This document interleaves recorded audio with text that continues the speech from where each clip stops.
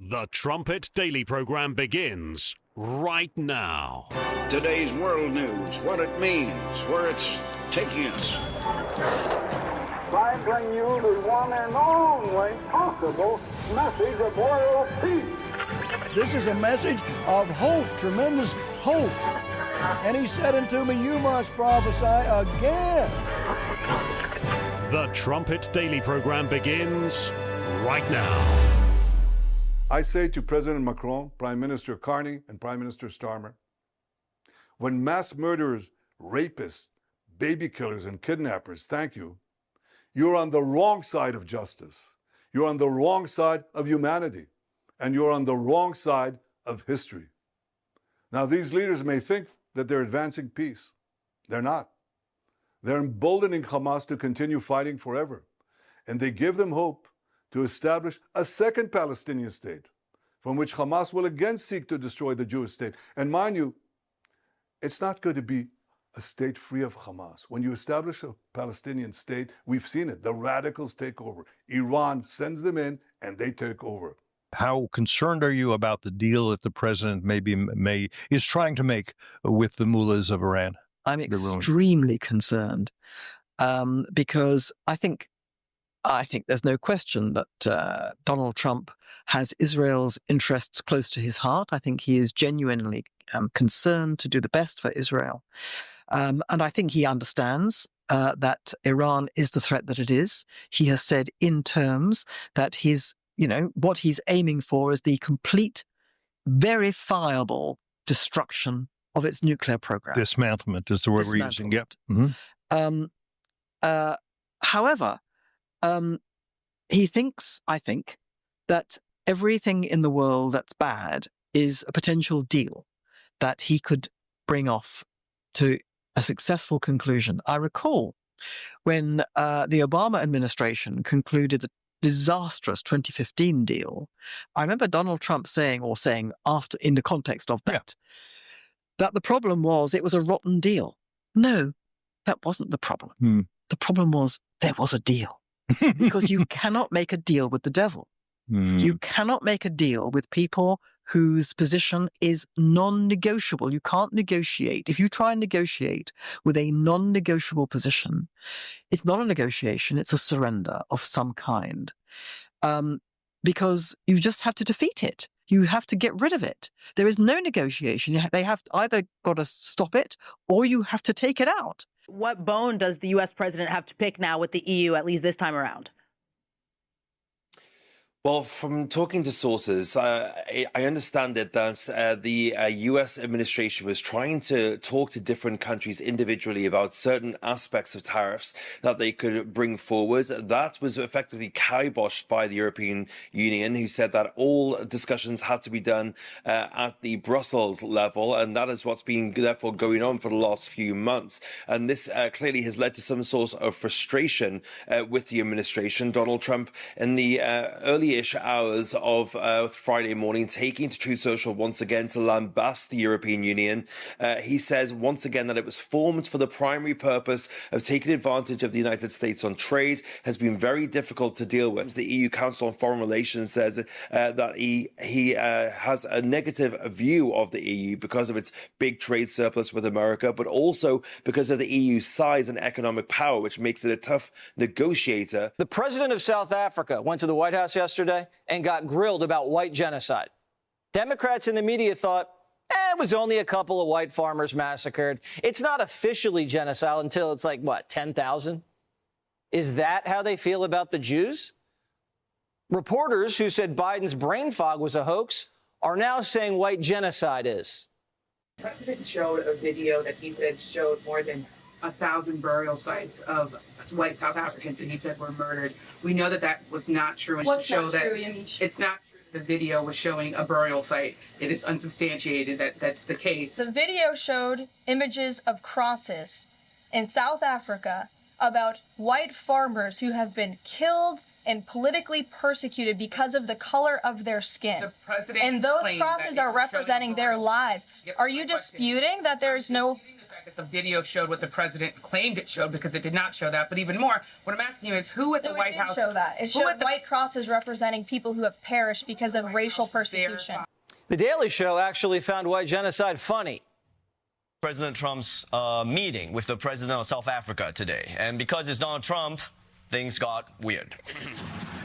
Death, death, death, horrible death, death, I don't know. What a host. Death, death. Hey, do you want a Diet Coke? Yeah. This is the state of the Democrat Party. They have more assassins than ideas. We're back with breaking news in our politics lead and a brand new excerpt from my upcoming book with Axios' Alex Thompson. It's called Original Sin. I'm not sure if you've heard of it. It's on Biden's decline. It's called Original Sin. I'm sure you've heard on May 20th. That's Tuesday. Original Sin. That's coming out in 3 weeks. On May 20th, that's just 19 days away. In 1 week and 1 day. Coming out in just a few days. Comes out Tuesday. You will not believe what we found out.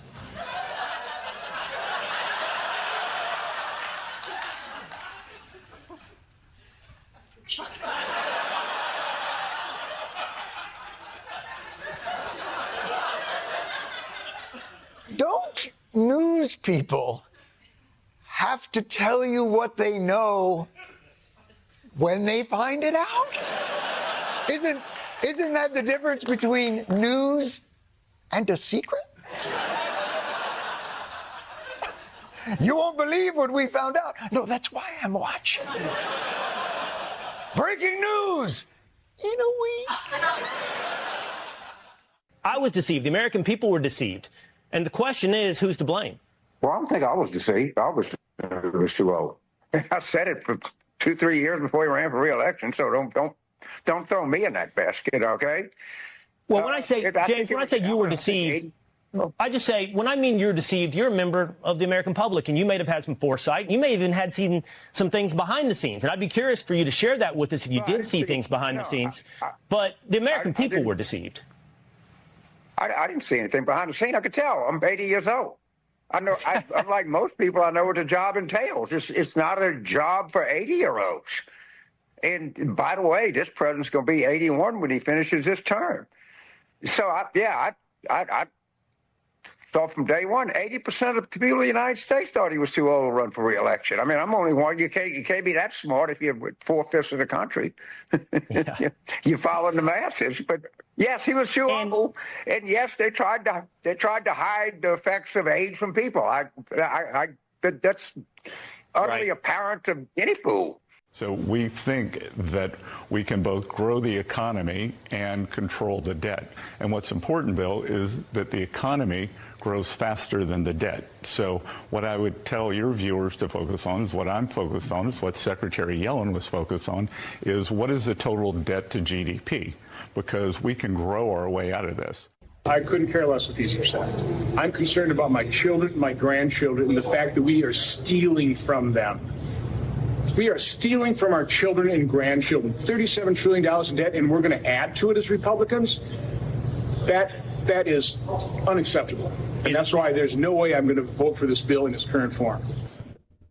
A mega montage to conclude this week's programs. Where do you even begin? I think yesterday on the show, I asked how much longer can this go on? We really and truly are living in the last days. You're listening to Stephen Flurry, and this is the Trumpet Daily. We appreciate you joining us on today's show. The last show of the week, hard to believe. A fast-moving week, coming off of a very busy weekend, our graduation weekend last week. We were supposed to get to the commencement address from that graduation ceremony, and I'm not sure if I'll get to it even today, as you see from the cold open. So much happening. A world, I mean, really and truly a world that's just in chaos. Everywhere that you look, it's exactly the way the Bible described it to be.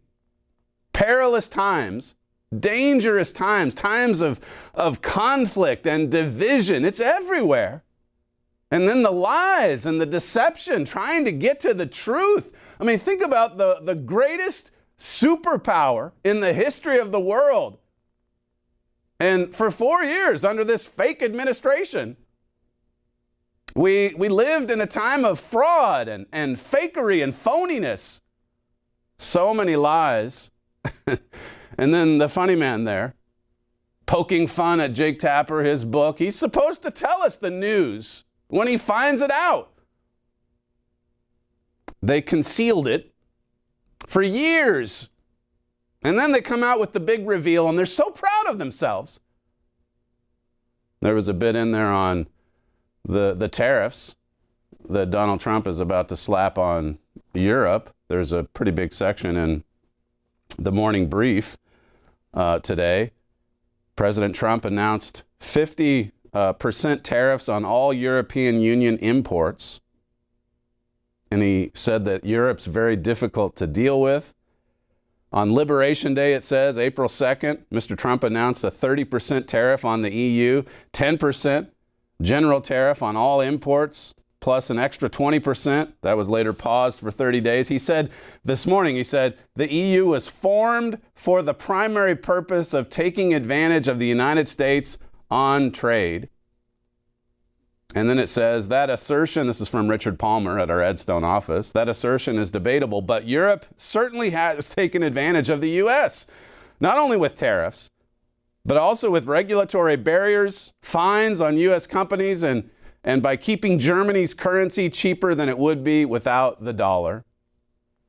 So much going on, as we've said over and again. You know, a lot of what President Trump says about Europe is true. But what is Europe doing to counter that? What is Europe doing in response to this verbal, this war of rhetoric? I mean, he's coming out, President Trump that is, with stronger statements about Europe than he would about Hamas or Qatar or Vladimir Putin. I mean, on Monday, he called Putin a very, a nice gentleman. Is this all really happening? What world are we living in, and how much longer will this last? You heard Ron Johnson there say, I don't care if the president doesn't like this. Now, he's in the Senate, so this big, ugly bill passes through the House. Now it moves on to the Senate, and evidently at least Ron Johnson's not going to vote for it. Not in its current form, as he said there. We're stealing from our children. How much longer can you do this? $37 trillion in debt.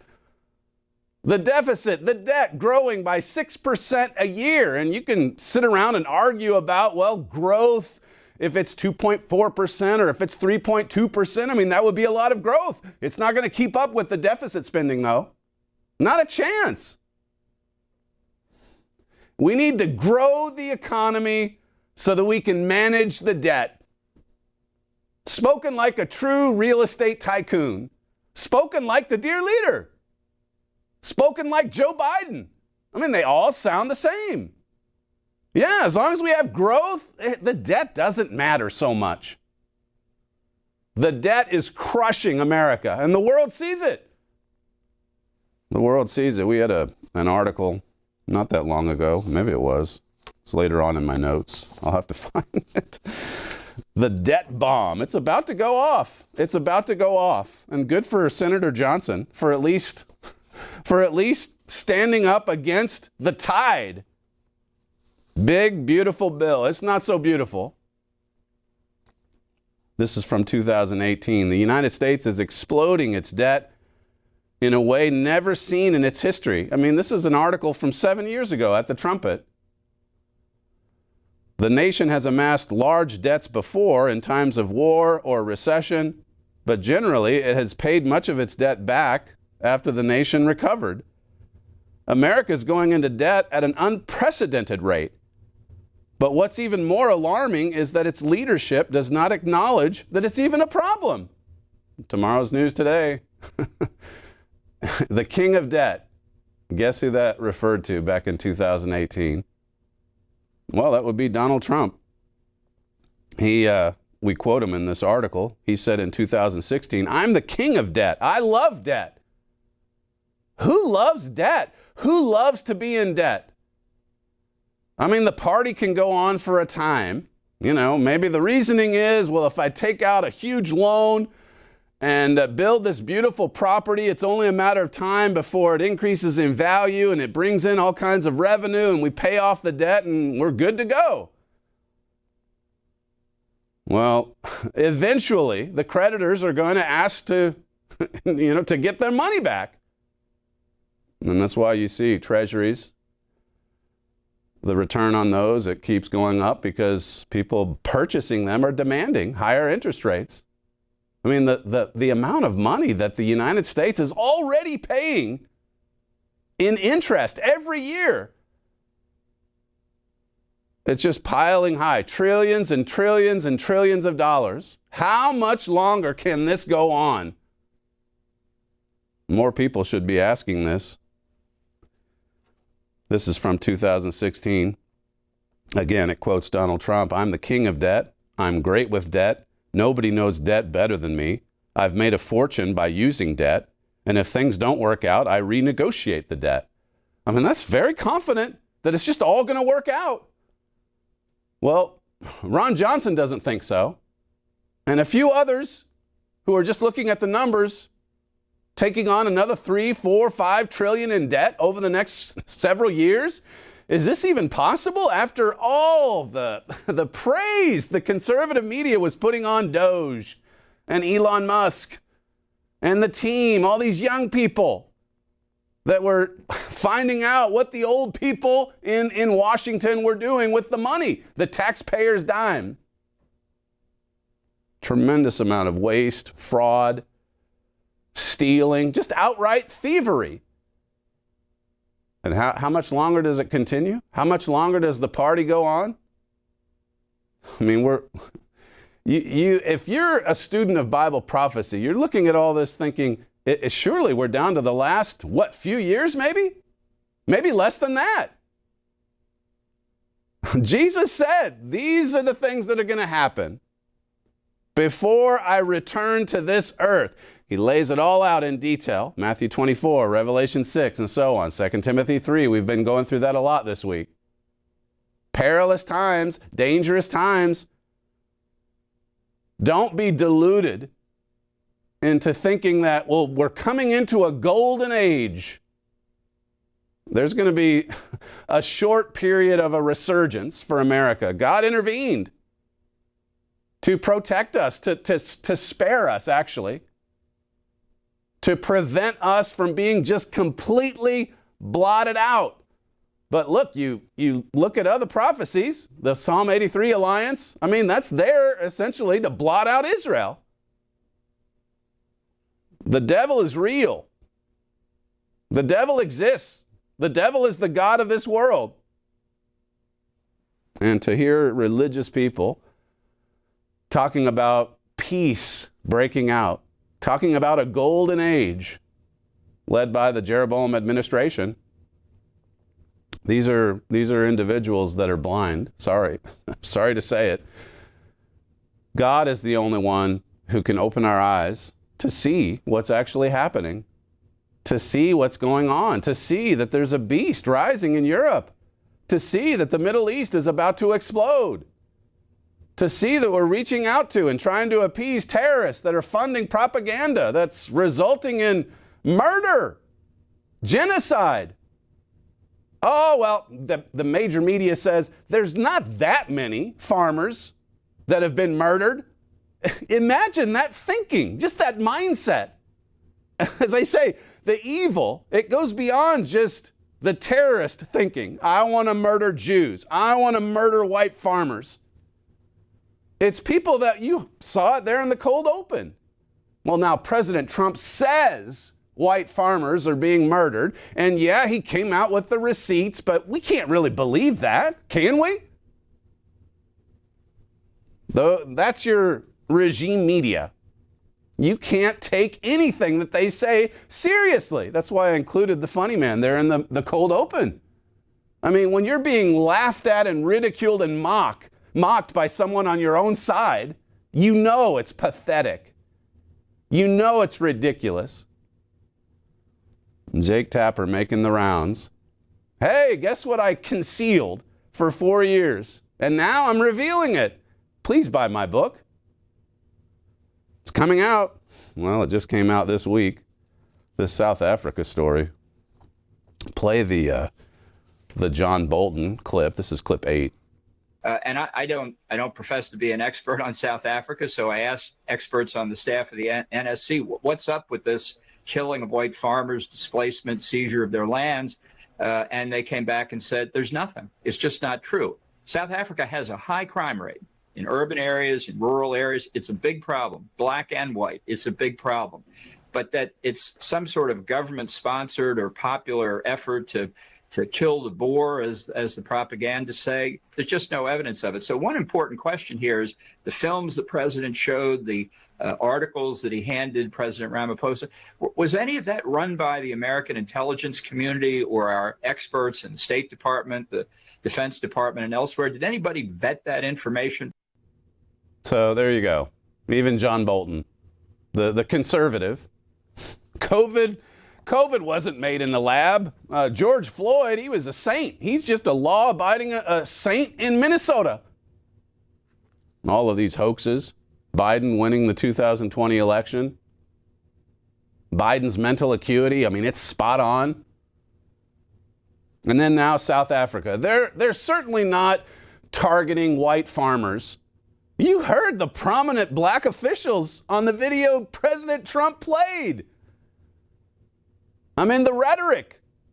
Haven't we been taught that the rhetoric matters? It certainly does when Trump says it. That's what caused the so-called insurrection. Well, there's another hoax. So many hoaxes, so many lies. This is from PBS. White farmers have been murdered in South Africa, but this even contradicts what Bolton just said. Bolton says it doesn't even happen. Even PBS knows better. But listen to this reasoning. But those murders account for less than 1% of more than 27,000 annual murders nationwide. South Africa is a nation of 60 plus million people. 27,000 murders. I mean, Bolton is right that there's crime and murder all over the place. But imagine thinking, well, if it's only 270 white farmers, I mean, that's not really that big of a deal. That's not really genocide. I mean, targeting white farmers, as long as it's 270, it's not genocide. There you go. Now, if it was 27,000, maybe you could argue it's genocide. These people, no wonder the farmers want to get out of there. I mean, how many white farmers are there? I don't know all the statistics. And the poor black people in South Africa, they're being gunned down by the tens of thousands every year. Robbed, murdered, raped. How much longer does this go on? And I thought all the problems in South Africa was supposed to be fixed once we removed the white leadership. We had a lot to say about that back in the 1990s. Go back and look at the Trumpet. Tomorrow's news today. We told you it's just going to get worse. And look at what's happened. I think the U.S. has like 20,000 murders, maybe less. We've got 330 million people. I'm not saying it's great here. But what is going on in South Africa? And do you think those reporters even care about all that spilled blood? Do you think they care about the 2 Jews that were gunned down the other night? Do you think they care about the 1,200 Jews that were raped and murdered and burned alive? Even little babies. They don't care about the Jewish babies. But when the UN says that 14,000 babies are going to starve to death in the next 48 hours. When did the UN say that? A few days ago? So by this point, if we just follow the logic of the UN, I guess there's 14,000 Palestinian babies that starved to death. They lie. They lie. And ABC picks up the lie and runs with it. Proudly. There's a lot that you can that you can make fun of, that you can ridicule, but boy, you really do have to sift through a lot of lies and deceit just to get to the truth. Where is the bit I have? Sorry to be bouncing around in my notes, fellas, but we'll manage. We'll survive. This is the, you heard Benjamin Netanyahu in the open there. Listen to this on the blood on their hands. Melanie Phillips had a piece on that, just talking about how this propaganda, I mean, it's resulting in murder now. Over the last year and a half, people have been taking to the streets in support of Hamas, of all things. This is Jesse Waters from last night, clip 2. Just hours ago, tactical teams raided the assassin's apartment. And as we speak, police are combing through a manifesto he published right before the bloodshed. It's reportedly filled with pro-Hamas propaganda. Reports say this assassin posted death to America and death to Israel. He also says, I voted for Hamas. Liberals are chanting, kill the Jews. And then someone does. And CNN says one thing has nothing to do with the other. Some liberal darlings in the media are giving the shooter kudos, saying the victim had it coming. This guy was a monster. He was a monster. He was a monster representing a foreign adversarial government currently conducting a Holocaust. And they want us to feel sorry for him. Even if I hadn't looked at his profile, I would have said that representatives of a genocidal country should not feel safe in America because we're supposed to stand in opposition to that. And now having seen it, good riddance. This guy was a monster. This morning, Omar wouldn't even condemn the murder. Congresswoman Omar, can I get your reaction to the shooting that happened in D.C. last night? I'm going to go for now. This is the same squad that called us dangerous. Remember, Jazzy Crockett said Republicans were the terrorists. Y'all got the white supremacists galore, okay? Like all of them. You got the Proud Boys. You got the neo-Nazis. You have people that literally should be classified as domestic terrorists because a lot of times that is what they are doing. They're engaging in domestic terrorism. And guess what? They all align with your side inherently in like who you are. Y'all are violent. Does any of this make you think that peace and unity is about to break out? I'm not trying to make you depressed, but we have to be realistic. We can't just be caught up in some fantasy. If we're going to project ahead to a peaceful time of utopia, then get your nose in the wonderful world tomorrow. Herbert Armstrong's classic work, based on the Holy Scriptures. God describing in passage after passage a time of peace and prosperity and unity because of God's family government, because of law and order, because of the Ten Commandments. This world is lawless. It's divided. It turns a blind eye to certain evil. Oh, you can't tell me farmers are being murdered. And then you have this one woman that Jesse showed there. Well, if they're a Jew in D.C. representing Netanyahu's government, they should be looking over their shoulder. They should be worried about their safety. The demons, I mean, they are having a heyday. They've been confined to this earth. That's what Revelation 12 says. I haven't focused on that as much as I should. I mean, but Satan has been cast down along with his demons. And God says, woe unto the inhabitants of the earth. Because you've got Satan and his demon army. I mean, they're casting truth to the ground. They're burying it. And they're just filling the air with their attitudes, their moods, their impulses. And you see it. You see it in the statements of some of these deranged people. Out of the abundance of the heart, the mouth speaks. That's what Jesus said. Our hearts are full of lawlessness. Listen to Benjamin Netanyahu as he talked about this murderer who killed 2 Jews in Washington, D.C. I mean, a terrorist attack on U.S. soil. Has the U.S. news cycle already moved beyond that? I suspect they have. Well, we've got to talk about other things.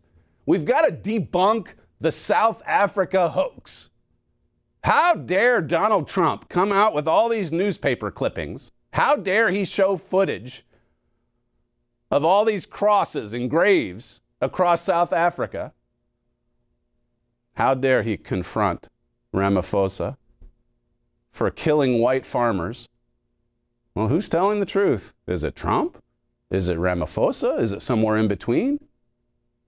The reporters now, you'll notice, they're very skeptical. Anything Donald Trump says or does, they're very skeptical. They're quick to question it.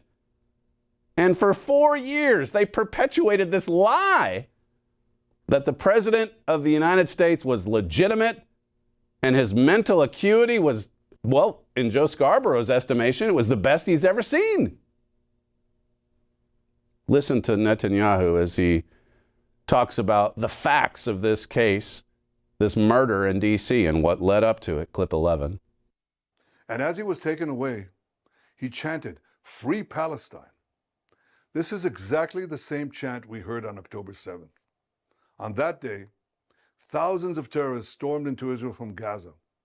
They beheaded men, they raped women, they burned babies alive, they butchered 1,200 innocent people and took 251 innocent people hostage to the dungeons of Gaza. A short time afterwards, Chancellor Scholz of Germany visited Israel. And after he saw the horrors, he said to me, "These Hamas terrorists are exactly like the Nazis." He was right. And if they could get away with it, these Hamas terrorists would have slaughtered every last Jew on earth.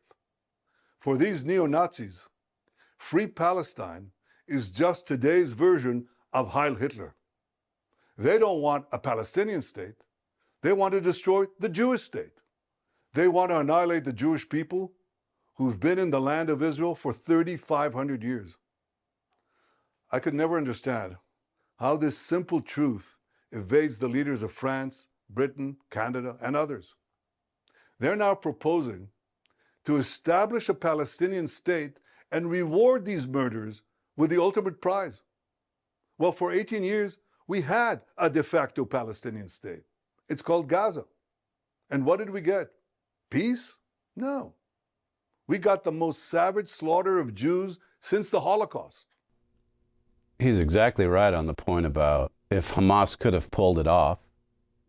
Do you think if on October 7, do you think if Hamas could have killed 12,000 instead of 1,200?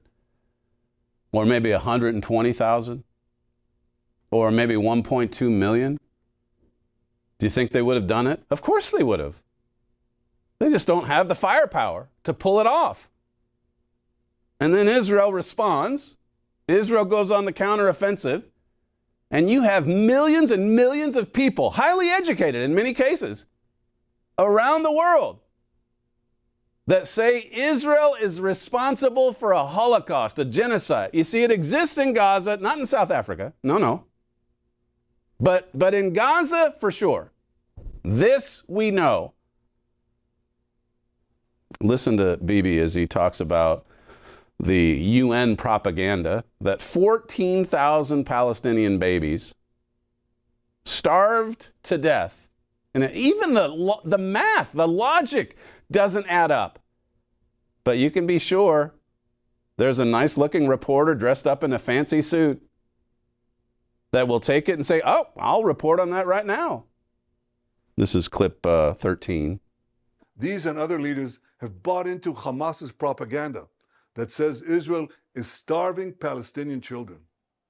And not only is Hamas putting out this lie, a few days ago, a top UN official said that 14,000 Palestinian babies would die in 48 hours. You see, many international institutions are complicit in spreading this lie. The press repeats it, the mob believed it, and a young couple is then brutally gunned down in Washington. Melanie Phillips wrote about this young couple murdered in D.C. and how that the killer was screaming "Free Palestine," Intifada. I did it for Gaza, he said, proudly. I killed these 2 Jews for Gaza.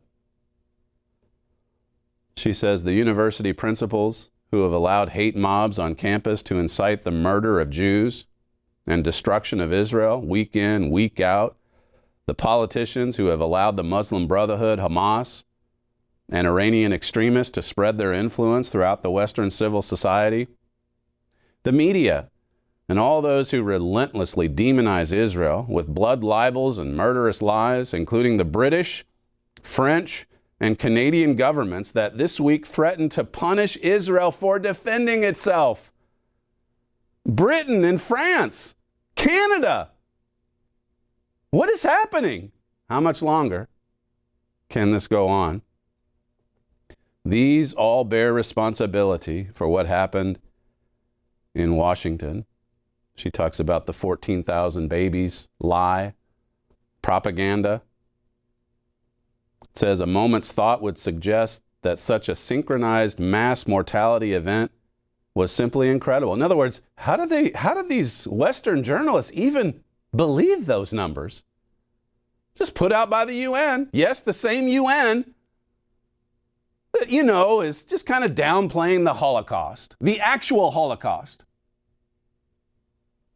Changing the exhibit, changing the definition of Holocaust. Because what happened to the Jews in the 1940s, it wasn't that bad. It's kind of like the same reasoning with the white farmers. Well, now come on, if it's less than 1%, is it really that bad that a few farmers got murdered? The media parroted this lie as valid. It duly spread like wildfire. Countless Israel haters leapt upon it to validate their loathing. It says, in poisonous debate about Gaza in Britain's House of Commons, members of Parliament referred to it no fewer than 13 times. The 14,000 babies lie. It was referred to 13 times in British Parliament. It's all over the press. Western journalists love it. They don't love the South Africa story. Let's downplay that. Let's cover that up. Let's downplay and cover up the actual Holocaust too. But then this, 14,000 babies in 48 hours. I didn't do the math, but that's a lot of babies every hour. They don't bring the receipts when they report on that, as you notice. They certainly don't. They don't bring the receipts. They just say it. They just say it. And then when they're exposed as liars, well, they just move on and they'll go write a book and congratulate themselves. It's coming out. You got to buy this book. There's going to be some big revelations. It says here, the famine and the starvation never materialized. This is Melanie Phillips. Instead, video footage has regularly been shown on social media showing Gaza's markets and shops groaning with food. It's quite astounding that despite all these claims of famine having been proved false, they're still being made and believed. Indeed, many now think it beyond doubt that Gazan children are being starved by Israel. People just take it as fact. People don't even question it. People say, well, I heard it online, so it must be true.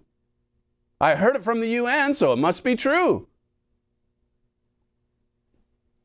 She says some of the hunger is real, indeed real, but it's been caused not by a dearth of food entering Gaza, but by Hamas stealing it for themselves or selling it on the black market at prices Gazans cannot afford. Bibi talked about just the steady flow of trucks, humanitarian aid flowing into Gaza. Who does this? If you're trying to wipe out the entire race of Palestinians, why would you send in all these trucks with aid? Listen to clip 14. So here are the facts. Since October 7th, Israel has sent 92,000 aid trucks into Gaza. That's right, 92,000 aid trucks. That includes 1.8 million tons of aid. 1.8 million tons of aid. More than enough food to feed everyone in Gaza. Yet as we had let the aid come in, Hamas stole it. It's not funny, but it's ridiculous how far people are willing to go to believe lies. Melanie Phillips says, the global humanitarian establishment speaks with one voice to tell the world that Israel is wantonly killing children and causing the Gazans to starve. People assume, this is an important point, people assume that the humanitarian establishment is inspired by the most pure and elevated motives of compassion and justice. Well, they're giving aid to people. These are saints. So they believe absolutely every statement it makes about famine, starvation, and the cruelty of Israel. On this issue, however, the humanitarian establishment is the voice of bigoted hatred. Can this really be possible? You mean people giving humanitarian aid are actually bigots? Are actually filled with hatred and rage? Jeremiah 17:9, remember it. The heart, the human heart, human nature, it's deceitful and wicked, deceitful above all things, desperately wicked. Romans 8:7 says it's hostile to God's law. It says here, it subjects Israel to a campaign of demonization and well, you know the word, and inflicts upon no other people, country or group anywhere else in the world anything to make Israel out to be the bad guy. The UN is the world's principal engine of these falsehoods and distortions. It routinely pumps out Hamas statistics that turn out to be or to have no basis in reality. The consequences of this behavior go far beyond harming the state of Israel to put every Jew at risk and to trap the West inside a sinister mindset that undermines civilization itself. And here you have the IDF going to great lengths to try to prevent civilian casualties, sending in 92,000 trucks of aid, humanitarian aid, to Gaza. And if Hamas had the means to do it, do you think they would have killed 120,000 Jews on October 7 instead of just 1,200? I mean, as it was a massacre. Carefully planned, orchestrated, from Qatar even. Listen to Bibi as he talks about how the Israeli army has approached this counteroffensive. Number 15. I tell you this, no army in the world has ever gone to such lengths to provide aid to the civilian population in the midst of intense combat. We don't target civilians or diplomats. We target terrorists. Exactly the opposite of Hamas. They target civilians, ours, and they hide behind civilians, theirs. They use them as human shields. That's a double war crime. But I don't hear that coming from any one of those countries that criticize Israel. Yeah, France, Canada, they don't talk about the double war crimes that Hamas is guilty of. Melanie Phillips concludes here by saying, to those who believe that Israel is a colonialist occupier that's driven out the rightful inhabitants of the land and that it's committing war crimes in Gaza, it follows that Israel and Zionism are evil. So too, therefore, are those Jews who support Israel and Zionism. Yeah, I mean, these two Jews, or at least the man, he worked at the Israeli embassy in D.C., so he should be afraid. He should be fearful. He should be looking over his shoulder. He's a Jew, after all. He's part of the genocide. If something or someone is evil, it's not only permissible to loathe, detest, and try to destroy them, it's a moral obligation to do so. I did it for Gaza. I did it for the Intifada. I did it to free Palestine. It's a war in their minds. And the objective is to destroy the Jews, to annihilate the Jews. It says, to the Western liberal for whom Zionism is racism and Israel starves babies to death, anti-Semitism is therefore not just the shield behind which the Jews sanitize Israel's crimes. It's no longer a uniquely murderous and deranged creed that all people of conscience must oppose. Horrifyingly, for the Western liberal, anti-Semitism has become a moral obligation. Well, we have to hate the Jews. Look at what they're doing. They've killed 14,000 babies. Where does this thinking come from? And as I said yesterday on the show, it's not like it's just the Western liberals. Entire nations are getting caught up in this hatred for Israel. You've got the U.S. administration snubbing Israel twice with trips that the president and the vice president took to the Middle East. The spirit of anti-Semitism is strong. And as I read to you yesterday, Herbert Armstrong said it was like a drug. And a lot of people are addicted to it. And more people are becoming addicted to it every day. Every single day. We're in a world that's about to explode in violence. You can see it. I mean, the conflict, the tension, the division, it's palpable. It's everywhere you look. Listen to this from Fox News, clip 1. And when it comes to the war itself, Laura, French President Emmanuel Macron, he's pressing for an immediate recognition of a Palestinian state. The UK and Canada have been very critical of Israel's expansion of this war.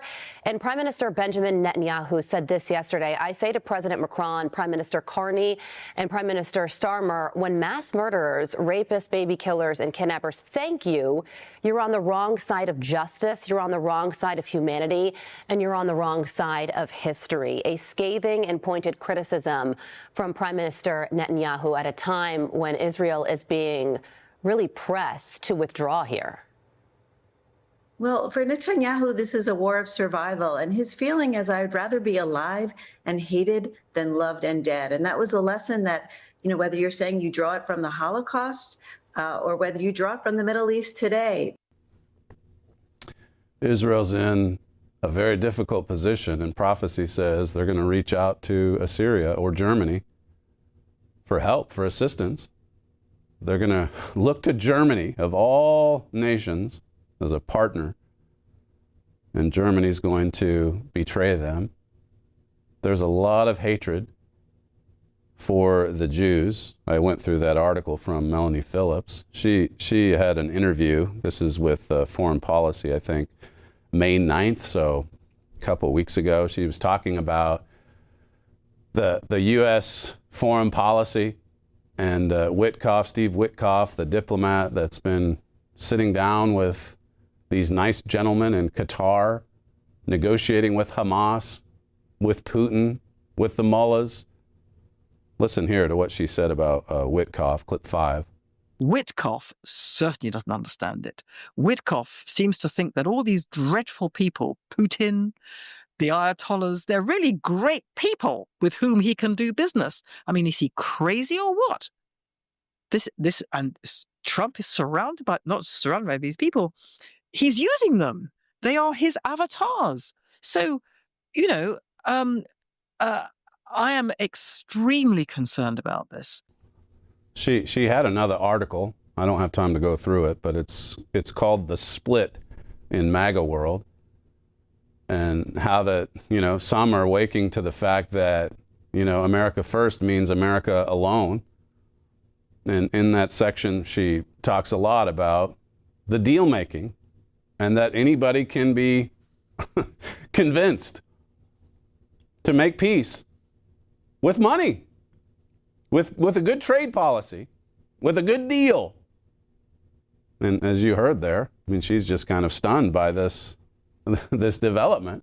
How do you think you can sit down with the jihadists in suits and somehow get them to commit to putting down their weapons, to releasing hostages, to stop funding propaganda, to stop fueling the hate, the rage? She went on to say this in the same interview, clip 6. And now we've seen with the Houthis, you know, it was peace in our time, said Trump last week. There's now, I have seen them off. Well, excuse me, he didn't see them off. He was bombing the hell out of them. And meanwhile, Israel was getting missiles. And then it got this hypersonic, whatever it was, missile, which hit Ben Gurion Airport. You think it was hypersonic? Well, I don't know. I mean, it's said. I don't think it was. It was a missile, which hit Ben Gurion Airport. Yeah. And then the Israelis, went to town. Oh yeah. And they hit the oil terminal, and they hit the airport. And then the Houthis said, "Okay, we give in." And Trump said, "That's great. We're going to stop bombing you." But Israel will continue to be bombed. So what Trump has effectively said is, we're looking after American interests, brackets, I don't believe he's secured those either, because I don't believe the Houthis are going to allow free shipping through the Red Sea at all. I think this is still a delusion and snare. But if you take Trump's words on face value, what he's basically said is, I've managed to make America safe from these people with Israel. Well, excuse me, this is supposed to be the most pro-Israel president in the history of the planet? Israel is beside itself over this. Because what does it mean? We can't trust this man. She's right. Bibi, I didn't play that part of the clip from his statement about these murders in D.C., but he came out at the end and he thanked Donald Trump for his support. But behind closed doors, I mean, Israel, as she says, is beside itself. What do we do? America is looking out for its own interests, making peace. I mean, just they stop bombing the Houthis and then say, yeah, the war's over. Problem solved. We made peace. Yet another victory for MAGA. Is it a victory? She had this to say about Qatar, which we've talked a fair bit about on this show over the last week or two. Clip 7. Qatar is a mystery to me. It is. Why on earth is America and Israel so besotted with Qatar? Recently, Netanyahu spoke against Qatar. It's the first time I ever heard him say this. Qatar has been used as the honest broker throughout these last 18 months in the negotiations for the hostages. The honest broker, the genuine, legitimate interlocutor. Qatar is Hamas. It founded Hamas, it funds Hamas, it protects Hamas, it is Hamas. What on earth do you think they're doing? President Trump says Qatar are very fine people. Witkoff says they are fantastic people. Biden said major non-NATO ally. That's how Biden designated Qatar as a major non-NATO ally. They have the very small population. I mean, there's like 2 million people there, but as citizens, it's like 350,000. They have unbelievable amounts of money to spend influencing people around the world. And they have done so They've bought up a brilliantly. great deal of London, and they brought up a great deal of American universities and other infrastructure. Exactly. A bit like China. Exactly. They have, for decades, been very smart, positioned themselves so that it's almost impossible to disavow them. But, how long is the West going to be in this trance in which they have autoimmune disease, embraced their mortal enemy? Embrace their mortal enemy. Just quickly, this split in MAGA world. She says here, yet Israel, designated by Iran for genocide, is now wondering whether Trump will abandon the Jewish state. Tomorrow's news today at the Trumpet. As I've been saying this week, my father, just days after the inauguration, talked about the American betrayal of Israel. And then later it appears in the Trumpet magazine as a full-length article. If you're not a subscriber or a viewer of the Key of David, I mean, I should mention that more too, but certainly a subscriber to the Trumpet magazine, make sure that you call our operators today and request your free 1-year subscription, 1-866-930-3024. That's all we have time for on today's show, the fastest moving hour in broadcasting. You're listening to Stephen Flurry, and this is the Trumpet Daily. Thanks for joining us today. Thanks for joining us all week, and we'll see you next week.